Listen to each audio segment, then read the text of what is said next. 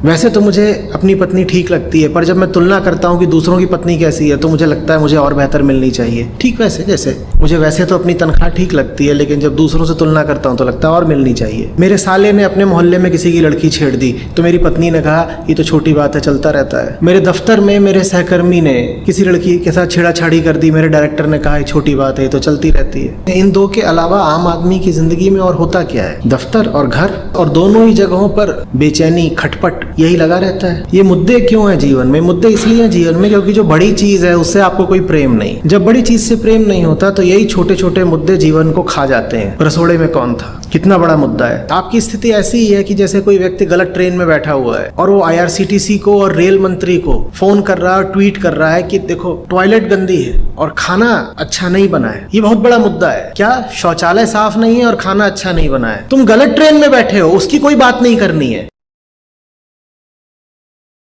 दो पढ़े लिखे लोगों ने अपनी 2 बेटियों की हत्या कर दी और ये बोल करके कि हम तो इनकी आत्माएं वापस ले आकर के इनमें डाल देंगे।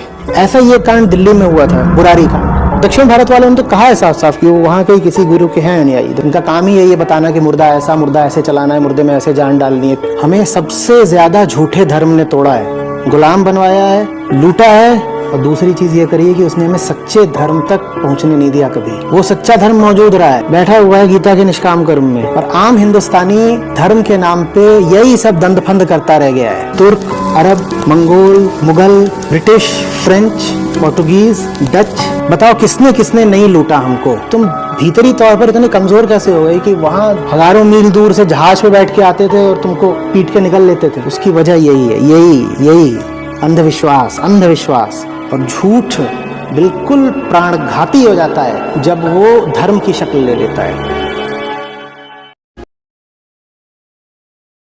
सुबह उठते ही जानू उठ गई, जानू टट्टी कर ली, ब्रश कर लिया, नाश्ते में क्या खा रही हो, क्यों खा रही हो, खा ही क्यों रही हो, पी क्यों नहीं रही, जानू पैरों से चल रही हो, सर के बल क्यों नहीं चल रही? अभी हॉट है मामला भाई, नया नया है, ताजा ताजा। और फिर धीरे धीरे ये होने लगता है कि तुमने कॉल भी करी है तो उसका 2 घंटे बाद जवाब आएगा, मैसेज किया तो वो उसमें वो ब्लू टिक लग गया लेकिन जवाब नहीं आ रहा। तुम यहाँ देखते बैठे हो कि ब्लू टिक लग गया सर। बीच बीच में तो वहां पे अपना नेट ही बंद करके बैठ जाएगा कि इसका मैसेज मुझ तक पहुंचे ही नहीं। ये ब्लॉकिंग से पहले के लक्षण है। ये बातें बता रही हैं कि अब जो अगला कदम होगा वो ये होगा कि तुम ब्लॉक किए जाओगे। ब्लॉकिंग तत्काल नहीं होती है, ये जल्दी से तत्काल ही ठंडी हो जाती है। क्या पहले हॉट है, फिर लेस हॉट है, फिर ल्यूकवार्म है। पहले वही चीज जो आहा लगता था कितनी डिलीशियस है, तो धीरे धीरे लगता है एक तो इसकी जो हॉटनेस है वो कम हो गई क्योंकि हम उसके अभ्यस्त हो गए, और दूसरे हमारी जो मांग थी वो भी तो कम हो गई। अब मैं इसको अपने पास रखूंगा क्या? मैं इसको कहूंगा सुबह एक से एक नमूने, 14 साल के होंगे, 16 साल के होंगे,